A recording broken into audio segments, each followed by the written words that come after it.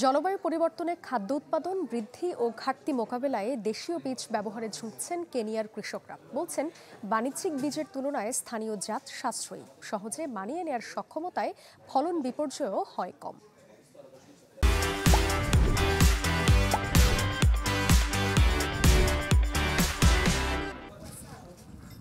মধ্য কেনিয়ার কামাথাতা গ্রামের কৃষক মার্থা এনজেঙ্গা বীজ উকিল নামেও বেশ পরিচিত। কৃষিতে নীরব বিপ্লবের এই নেতা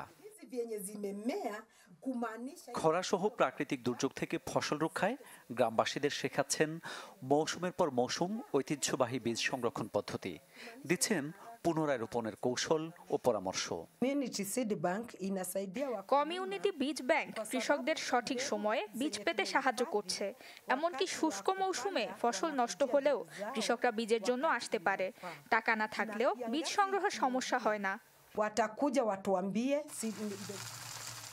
এই কাজে সহায়তা করছে কমিউনিটি বীজ ব্যাংক, যেখানে সংরক্ষণ করা হয় স্থানীয় জাতের ফসলের বীজ। এসব বীজ ব্যবহারেই ভাগ্য ফিরেছে অনেকের। ফলনের দিক থেকে দেশি বীজ বাণিজ্যিক বীজের সাথে মেলে না। আবহাওয়া ভালো না হলে আমি এখনো ফসল তুলতে পারি। এছাড়া আমাকে স্প্রে করার জন্য রাসায়নিক কিনতে হয় না, তাই অর্থ সাশ্রয় হয়। এই পরিবর্তনকে ইতিবাচক বলছে সরকার। ঐতিহ্য ও প্রযুক্তির সেতুবন্ধ উল্লেখ করে উদ্ভাবন হিসেবে চালাচ্ছে প্রচারণা। তবে গুণগত মান নিশ্চিতের পরামর্শ দিলেন বিজ্ঞানীরা।